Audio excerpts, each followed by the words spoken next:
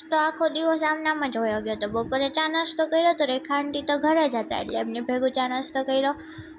પછી કેદુની મમ્મીને કહેતી હતી મને ચપ્પલ લઈ દે, ચપ્પલ લઈ દે, ચપ્પલ લઈ દે. આજે ફાઇનલી મને લેવા લઈ ગઈ. જે ટ્રાય કરતી હતી એ તો લાવી જ નથી, હું બીજા જ લઈ આવી મસ્તીના. પછી મમ્મી દીકરીને તો બહુ પાણીપુરી ખાવાની ઈચ્છા થઈ હતી. એમાંય તો અત્યારે ઠંડીની તો એવી મસ્તીનું ઠંડુ ઠંડુ પાણી લાગે ને મજા આવે.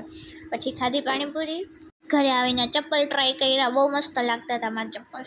પછી અમે રેખા આંટીના ઘરે ગયા. રેખા આંટીના ઘરે ગયા ને તો એ કે હું તો હજી તમારા ઘરે જવાની હતી, ત્યાં તમે મારા ઘરે પહોંચી ગયા. અમે કીધું હાલો પાછા જાય. તો અમે પાછા જતા હતા મારા ઘરે.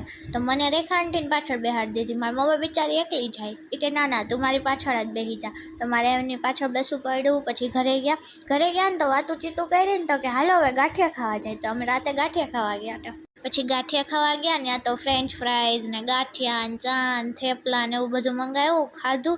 અને ત્યાં હું જતી હતી મારા નેલ્સ કેવા મસ્તીના લાગે હે, સાઇન મારે હે, ગ્લો ગ્લો મસ્તીના. પછી રિટર્ન થયા. થોડીક વાર આવીને રેખા આંટી અમારા ઘરે બેઠા. બસ આજ માટે આટલું જ. મળીએ કાલના બીજા મિની વ્લોગમાં. ટાટા બાય બાય, રાધે રાધે, જય માતાજી.